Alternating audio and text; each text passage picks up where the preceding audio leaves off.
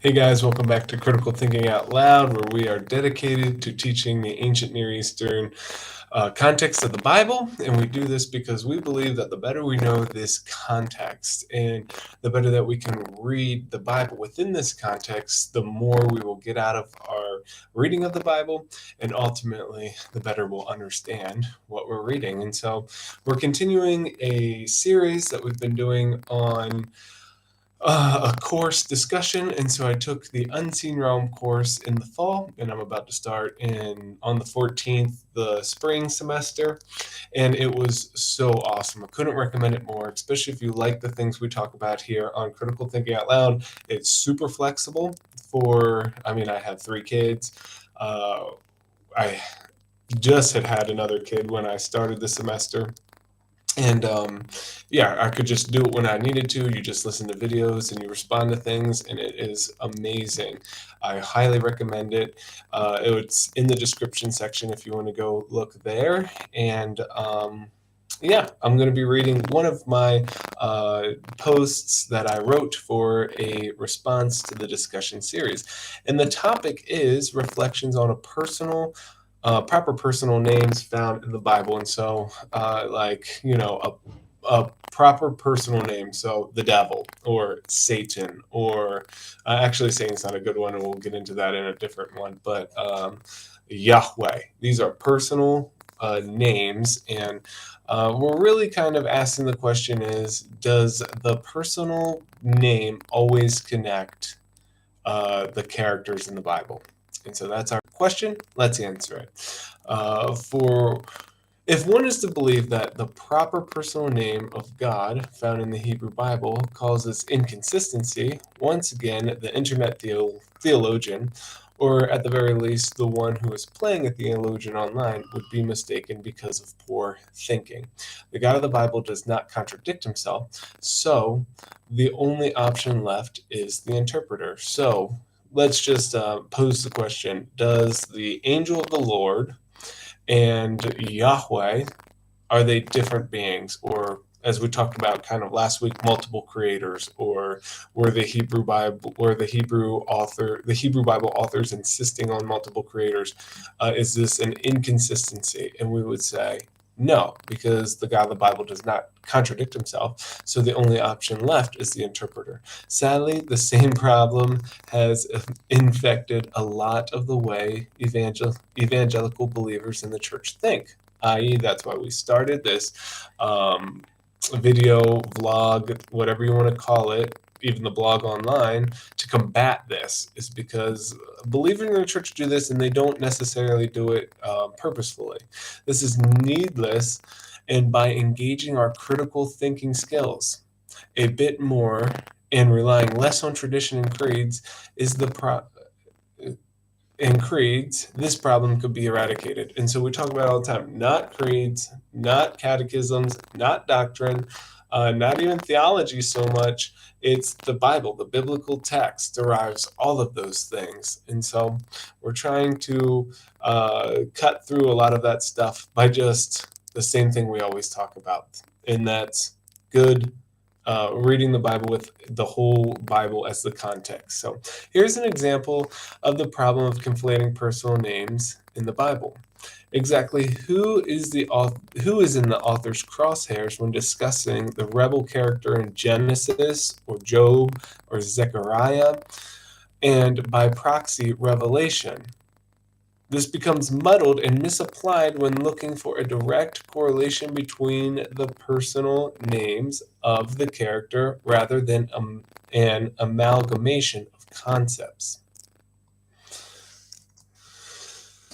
So, for example, from everyday life, and again, you can go click on the description section and go to this teaching, so you'll have it and use it in your own teachings or in your own thoughts and studies. So let's use an example. This is just from my everyday life, and it's just an example.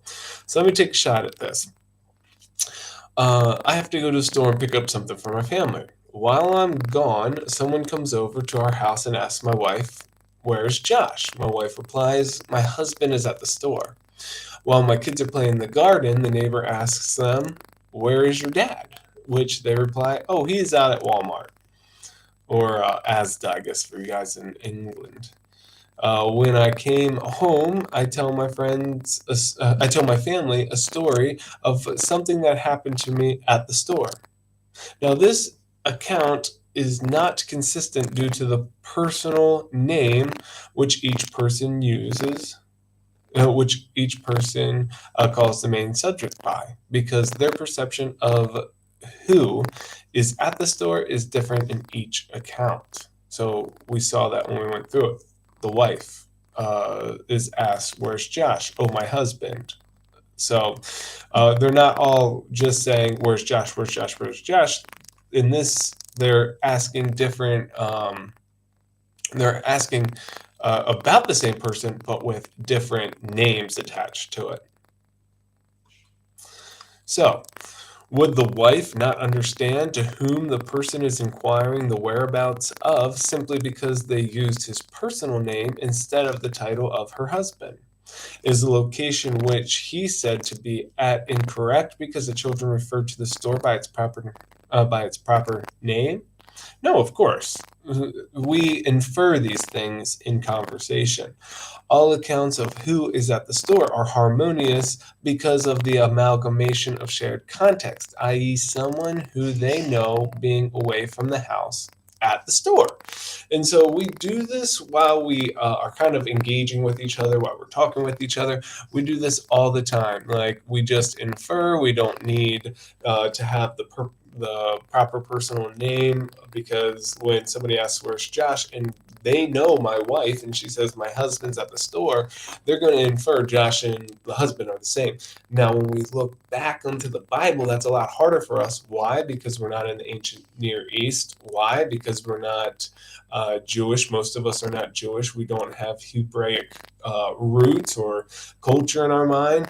Most of us are just coming from a Western perception that, to be frank, the Bible was written in a Western perspective. And we do this all the time, whether it's with Revelation, whether it's with prophecy. We stick our context onto it and then we change the meaning. And so we're not inferring, we're not picking up on the references that are there. And I can show you a little bit of this and how we do this from the Bible. And if we can change this, we'll get so much more out of the scriptures, guys. So let's apply it to the scriptures. Likewise, it is not because of the personal name of the rebel that appears in the text, which we talked about above, Genesis, Job, Zechariah, or Revelation, which links these verses together, but the common context of a primeval rebellion taking place in God's throne room. Once again, I guess we should take it back to the roots of most bad theology, which is context. Context.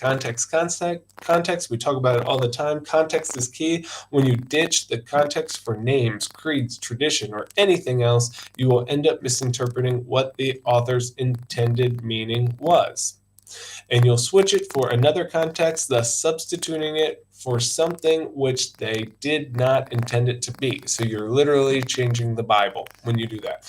You import your Western perspective, your Western interpretation, your Western thoughts onto it, and then you miss what the intended meaning of the author was. And we wouldn't do this with A Christmas Carol. We wouldn't do this with The Lion, the Witch, and the Wardrobe. We wouldn't do this with most things that we're probably engaging with, simply because they're probably more closer to our culture, even television and stuff. When we interpret what's going on in a television program, or I'm watching a program right now on Disney Plus called The Book of Boba Fett, and it has deep roots of like mobster movies and Western movies, spaghetti westerns, and even like samurai movies.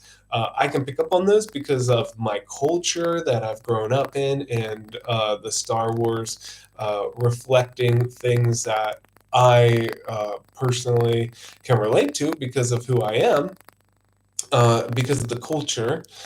Well, when we engage with an ancient text, especially a super ancient text, one of the most ancient texts ever, we don't have all of that common context to draw from, and so we need to gain that somehow, and that's what critical thinking aloud is all about. And so let's see here. Yeah. Let's see here. Okay. Yeah. So a rebellion taking place in God's throne room. We want the context to drive what we're getting at. And so we can hone in on the intended meaning of the authors. So this can happen with God's name as well, not just with the rebel. So like when we have in Genesis 3, there's a rebel. A lot of people don't understand that this is the rebel's rebellion. And so people say, oh, well, why is there this rebel in the garden? Well, he hasn't rebelled yet. And so you're not going to kick something out of the garden for thought crime or whatever, a premeditated crime. He has to commit that crime. And in Genesis 3, we actually see him rebelling and being kicked out, being cursed and everything right there. And so before Genesis 3, when he actually deceives Adam and Eve, likewise for Adam and Eve, we've talked about this a lot in a lot of posts, this is the dual rebellion, the first dual rebellion. The snake is rebelling at the same time that Adam and Eve are, and they all suffer the consequences. In Genesis 3, they all get cursed. And so we know that this is when the devil falls, kind of his first rebellion. And, Ezekiel and Zechariah, all of them talking about this, even Revelation, they're talking about the same being, but they're not calling him by the same name. They're not calling him by his personal name. They call him the dragon. They call him, the snake or the Nakash, and that's the real word for it. Snake's not that good of an interpretation. Or the spiritual being, or the anointed cherubim, or the seraphim. All these things that are an amalgamation of that character. It's not just the personal name that unites that. I hope that's a little bit easier. The same thing with God. Let's go through this. Who is it that brings the Hebrew slaves out of Egypt? There are multiple different personal names that are ascribed to this feat. So let's go through some of these. This is in the days to come. When your sons ask you, what does it mean? Say to him, with a mighty hand, the Lord brought us out of Egypt, out of the land of slavery. That's Exodus 13:14. Exodus 13:14. Here's the next one. Quote, I am the Lord who brought you up out of Egypt to be your God. Therefore be holy because I am holy. That's Leviticus 11:45. Quote, I am the Lord your God who brought you out of Egypt to be your God. I am the Lord your God. That's Numbers 15:41. I am the Lord your God who brought you out of Egypt, out of the land of slavery. Deuteronomy 5:6. Quote, the angel of the Lord went up from Gilgal to Bochim and said, I brought you up out of Egypt and led you into the land I swore to give to your ancestors. I said, I will never break my covenant with you. Whoa, this is Judges 2:1. So here we go. We've had the Lord God, the Lord your God. They all say, I brought you out of Egypt. Here goes the angel of the Lord now. So go back to that teaching that we have on the angel of the Lord, the whole series on the angel of the Lord, how he is the Lord. And here you go, angel of the Lord, I brought you up out of Egypt. I swore to give your ancestors a land, and I will never break my covenant. Awesome stuff. So here we go. Quote, he sent them a prophet who said, this is what the Lord, the God of Israel, says, I brought you up out of Egypt, out of the land of slavery. So now we have the Lord, the God of Israel. That's Judges 6:8.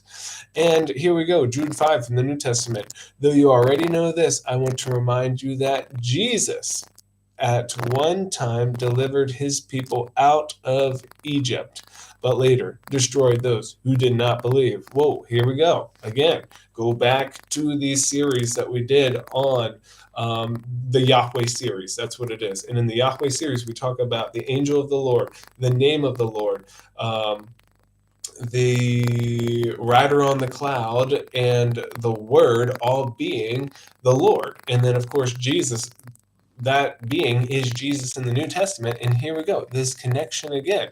And so it's not a personal name. It's not just Jesus did all this. We have Jesus, the God of Israel, the Lord your God, the Lord your God, the angel of the Lord. So here we have several differing descriptions of who it was that led the Hebrews out of Egypt and how he did it and for what reasons he accomplished this task. To write this off as an inconsistency is to miss deep theological messaging about the triune Godhead in Old Testament theology. This conglomeration of concepts, melting into one grand cosmic picture of what took place while the Hebrews were leaving Egypt, was done purposefully. They did this on purpose. This is their context. So this is data that we can bring into our head to gain this context. In the same way, the multiple angles of the man going to the store gives us more detail with what occurred retrospectively when recounting the events that happened in the example above. So too does the biblical narrative when examined correctively. When examined collectively. Sorry about that. A greater picture comes into focus when verses which are contextually linked are given the proper attention they deserve rather than baselessly writing them off as inconsistent because of a perceived problem with the proper personal name. So I rest my case. Guys, I hope you get it that this happens all the time in the Bible, that these, massive concepts are kind of all linked together, based not on a personal name. Eden is another one that we could go into, and we do a lot, how we misconstrue Eden, because I have a garden out here and I have trees in the garden that bear fruit, and I have a garden out here that gives me veggies. And so we said garden, okay, garden, the same garden that we've always thought about. That's what we think about. No, because the same garden in the biblical text also points us out to be the mountain of God. So we should have a ancient Near Eastern concept of deities living on top of a mountain. We talk about this all the time in our What is the Bible series, also in the Why is the World the Way It Is series, is we should have a mountain in our view when we hear the Garden of Eden. And Ezekiel says this. He says, you are in the garden, you are on the mountain of God. It's all in the Psalms. I'm reading the Psalms to my kids at night, and the mountain of God. It's just this massive concept. So when we hear Eden, we think of our garden outside. We're totally missing the bigger grand picture of Revelation 22, where we're all living on God's cultivated mountain with him for eternity. So these concepts, when we can take the amalgamation of them, we take everything we hear about them and then put that data into our brain and process it to say, oh, okay, the personal proper name of the devil is not going to be enough to see him throughout all of the scriptures, because the devil's not really mentioned in the Old Testament. It's this rebel, this primeval rebel that falls with Adam and Eve, and he has all these things surrounding him. And so we can see him much more clearly when we come to Isaiah 14 or Ezekiel 28, or a lot of the things that we've looked at before. And so I hope this was helpful. Again, this is from the Unseen Realm course. There's a link here that you can click on. I totally recommend you guys taking it. It goes over all this stuff and more. It's just amazing. Again, super flexible. And really, if you can catch it, I think the early bird special is over, so it might be like $400, but it's a great investment into theology and knowing more about God and just learning more of these topics. A call for help us out by learning more. Our favorite Bible, of course, is the NIV Cultural Background Study Bible. You guys can click on the link there and get it for just no extra cost to you guys. It just helps out our ministry. Our favorite book is Supernatural, which we had translated into our host language, and that is Supernatural: What the Bible Teaches About the Unseen World and Why It Matters. And you can get it there, no extra cost to you guys, but it helps out our ministry. And also, if you like what we do this pro bono. I pay for everything pay for the websites, pay for I spend all my time doing this because I love teaching this stuff. And so there is a donation button on our webpage or in the description section below. If you like what you hear, you guys can donate to us, and it helps our family out. And so we love you guys. Peace and blessings. And as we always say, biblical doctrine derives from the biblical text. So we'll see you next week for another installment of Critical Thinking Out Loud.